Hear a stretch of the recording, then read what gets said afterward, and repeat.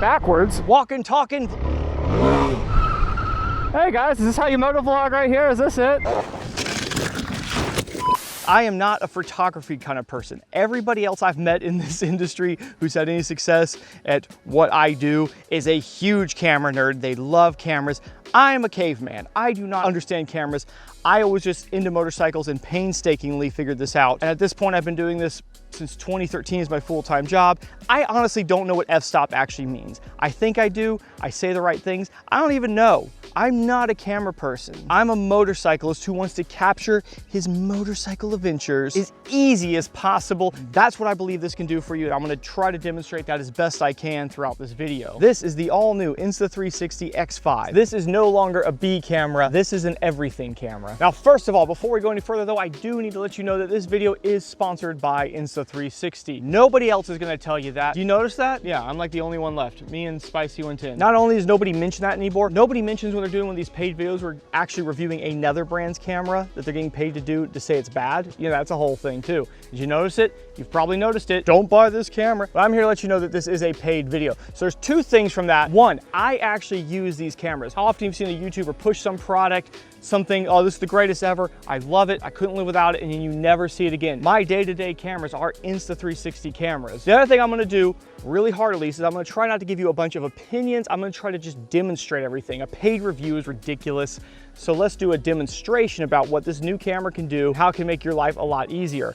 Now, I'm gonna slip opinions in there because I can't help myself. I'm gonna be like, oh, I like this about it and that's pretty cool, because I'm just kind of a bonehead. But I'll do my best. Again, my goal is not to review this camera, but to show you why it makes sense for a motorcyclist. But before we go sticking this on the bike, I'm sorry, it may be a bit distracting that we're filming most of this video on the new DRZ4SM. I bet you have a ton of questions, but this is about the camera. But if you must know, click the annotation or link in the description. But before we go sticking this on the bike and I show you all its cool features and how it works, wait, cool's kind of a reviewy thing. I show you the demonstrated things it can do with no opinions. Do you understand how a 360 camera works? Like most people know at this point, but just in case you don't, this is how it works. So let's explain it like this. Pretend we're looking at the side of the camera. It's long like that. We've put a lens on one side over here. Now this lens doesn't film your normal square 16:9 or something. No. It's filming a freaking circle. It's looking at 180 degrees in all directions. You can almost think of it like a contact lens, right? You know, if you had something like a contact lens. It's like a globe cut in half. It sees everything on this side of itself. Then another one over here. It's looking over here. So we're looking this way, we're looking this way, and we put them together. We put them together. And magic! You're now filming everywhere at once. Up, down, left, right. You're filming in every direction. In fact, the whole thing of calling this a 360 camera is wrong. It's a spherical camera, 360, so 2D. We're looking everywhere. But the term 360 camera exists and the company even named themselves Insta360. So I guess we're just sort of dedicated to calling these things 360 cameras, even though in my head they will always be known as a spherical camera. So what does that let us do? You can film 360 videos. You ever seen one before? If you haven't, click the annotation on YouTube or link in the description. Check out what a full 360 video looks like. This is an example of a pure 360 video. Glad you clicked on it. If you notice, you can look in all different directions. It's kind of fun. You get to choose your own adventure, I suppose. But as video editing goes, we normally want to do this ourselves, and we want to give you the perspective. What we're normally going to use these cameras for is to crop into that spherical video and pull out of it our own, well, 16:9, theater, whatever you want to use. And we're going to point the camera where we want and create a normal video like you're kind of seeing right here, this, where you don't have to look all around. The advantages of using a 360 camera for that is that because we can look everywhere at once, it means we have sort of unlimited reframe options. Unlimited amount of times too. You can just continually re-rendering that footage, aiming in different directions. We can lock on to items, we can do direction holds, we can have it just point northwest and it'll continue to point northwest just no matter what motions we do. And it gives us crazy levels of stabilization. Now the other cool trick thing it can do with that, if you attach this to an invisible selfie stick, because it sits in the cut line, well, it won't see. It's why it's called the Invisible Selfie Stick. That's how we get the cool floating camera shot that makes it look like we have some sort of chase vehicle. You probably have seen this advertised as an 8K camera, and that means that we can actually get a 4K cropped shot out of it. For a long time, you've seen things like 5.7, 6K sort of max for these 360 cameras.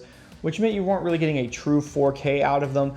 We would sort of, you know, bump it up to that. But now you can. And I think they literally just had to wait for SD cards and phones and things like that to get more powerful. There was this like hang up for a long time. And that is something to be aware of. These are pretty data heavy, especially if you're like me and you run it at the high bitrate mode, which I think you should. There's nothing wrong with just bumping it back down. 5.7 plus is a good mode to put it in. Still looks very, well, that's an opinion. It has a way it looks. If you've been watching my channel, you've been seeing this for years now. It's the coolest shot. I love it. Wait, there we go. I'm saying opinions. This is a thing you can do. There is a number of different ways to mount and set these things up. This is their heavy duty clamp mount that they make. This pivots in a bazillion directions and actually locks in. There's notches. Mounting this normally just alone, it can tend to sway and bounce a little. They've made a really simple device to help you just absolutely crank these things down. Now from there, we got to think about where we want the camera. I'm telling you guys, on a day like this, it's so hot out that we're actually going to leave this off until the last minute. I'm running this thing not only into 8K at 30 frames a second, I'm running it in this high bitrate mode. When you run in those modes, this thing gets hot. And if you're not moving on a day like this where it's nearly 100 degrees, super high humidity, you're going to make some problems. I think this is probably the angle right here I'm going to want to run it at. One of the things to always pay attention to is where the stitch line is. The stitch line is very good on these cameras, but you don't want to turn it in a way that puts it cutting across your face. That's probably a good angle right there. I like to clock it slightly off and then crank it into position. That gets it nice and tight. Final thing to do is you can pull it out like this. Pull this lens off. Tap the little button. Now we'll talk about adding audio later. What you're seeing right now is the way that requires an entire second camera, but you don't have to do it this way. Yeah, let's get moving. It is awfully warm out here. Now, if you're looking for other options on how to mount these things, some good suggestions, and even a little bit of editing, I have a video I made several years ago that's dedicated to just that with Insta360 cameras. It's on an older Insta360 camera, but all the mounting stuff I show in that video is still completely valid. Worth checking out if you're considering doing this. But this gives that cool car follow you mode, especially if we get this way out there. You'll see it really gives that effect, but in a way that a car couldn't do, because you're not going to have a follow car go down this sidewalk right here, off this curb, up this curb, down here between these trees, off of this sidewalk, and off of this sidewalk. Unless the guy's got a rental or a Nissan Altima. And that stabilization works pretty well, even with that stick bouncing around pretty good. You'd be surprised at the shots you come up with. And you may be wondering what happens if I destroy the camera with it way out there like that. They have made these lenses replaceable.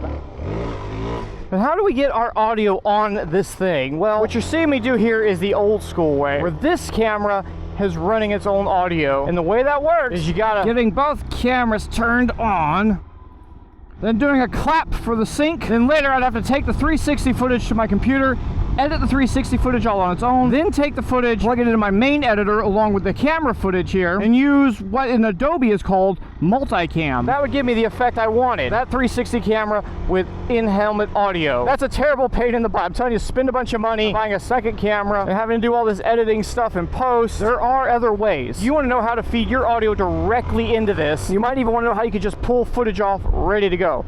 You can do all those things. If you happen to own a Senna or Cardo, you can pair them to this thing and pull your audio from your helmet directly into the camera. That can have some neat benefits, like being able to pull your buddies in from a ride onto there. These Bluetooth microphones and their processors are all designed to cut all the background noise out they possibly can for phone calls and communications. You can't blame them, that's what they're designed to do. I've tested it several times, it's never impressive, and it kind of sounds like this. That might just work for you, and if you already own one of those setups, then just pair it up. I want to show you this, the Insta360 Air mic. This small little container contains a very small little microphone, a small little dead cat that goes on that microphone, as well as a number of very small attachments like this little magnet mount. I can walk away from this thing. It's got a pretty good range about it. There's a number of settings in this thing. I actually have it in non-noise canceling or wind canceling. I think the wind muff does just fine and it sounds better this way. That's an opinion. I'm not supposed to do opinions. Obviously, this mic makes it really good for things like vlogging, walking around. This is actually using a particular mode called me mode. Not really something I'm super interested in, but we can go way out like that and it's just all about you, man. Or this mode here, which is called Insta-framing. This is for those of y'all who want to film with this camera and you don't want to edit nothing, not even in the app or on the camera itself, which it's all very capable of doing, but you don't want to do that. This is the mode to put in right here. Like right now, it's tracking my face no matter where I put this thing.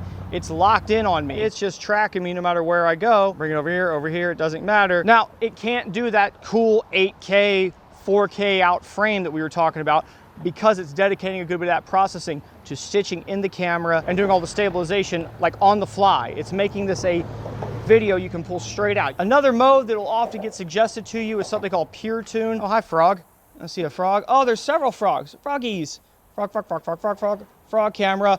Frog camera. Sorry, I'm being distracted. It's a frog camera now. It's a frog. I apologize. This is what the camera looks like in a fairly dark environment. You can see the bike over there, how it looks. Pure Tune, it'll pop up on there before you start recruiting. It'll go, hey, you probably want to turn this on. Another thing here that can be really helpful is trying to get cool, smooth shots of, let's say, a motorcycle that we're trying to film. Because of the outrageous stabilization, it's very easy for me to kind of pan around the bike here. I don't need some rig or anything like that. In fact, actually, one of the ways I like to do it oftentimes is to get this thing all the way extended out, come here and do big, smooth motions going around the bike.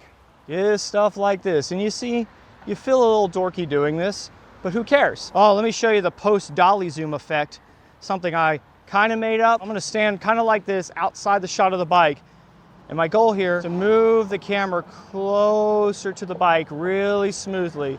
And we'll do a few back and forths of these. I always do a handful of takes of those just to see if I can get it right. I end up doing this sort of post dolly zoom thing. It's kind of fun. This microphone, as good as it works for just vlogging around, putting it in single lens mode or leaving it in 360 mode and allowing it to track me no matter where I go. Can this thing work inside the helmet? Well, let's check that out. I took one of the small magnets it comes with, used some double-sided tape to put in the helmet. Here's the results. And this is what it sounds like out on the motorcycle inside a helmet. For years, this has been the problem, is trying to get a good audio setup inside of a helmet. It required all kinds of work. For instance, with this Ace Pro here, we have a mic adapter plugged in with a 3.5 mic that goes up.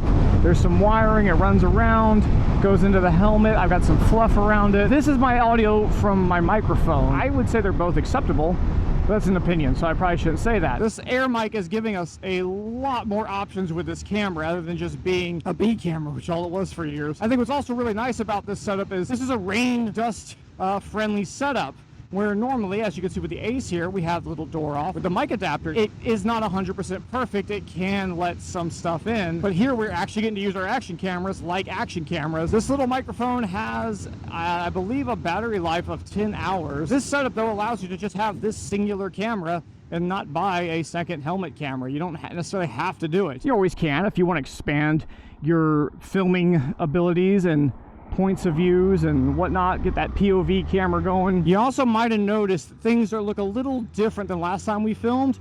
We are running ND filters. This is another one of the accessories that Insta came out with. I've always had ND filters I could put on my main camera, but because my secondary camera, they really didn't exist, it's always been like, well, what's the point? It's gonna look jarring going back and forth between the footage. But now they have sets of ND filters. It's pretty neat.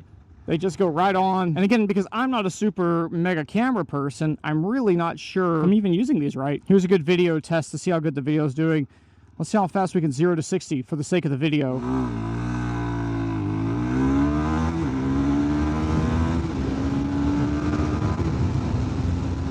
About that fast.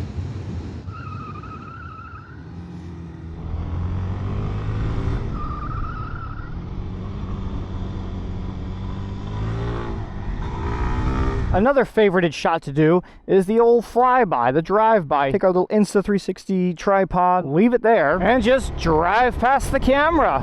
I find staying close to it is helpful. Heck, if you're real talented, you can do it backwards. Of course, you can just do 360s around it too if you really want.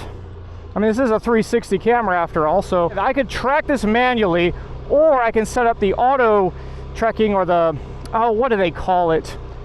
The little thing, and it uses AI, and it's oddly good. Nah, ABS does not want me to do a stoppie. Little ABS rip from about 50.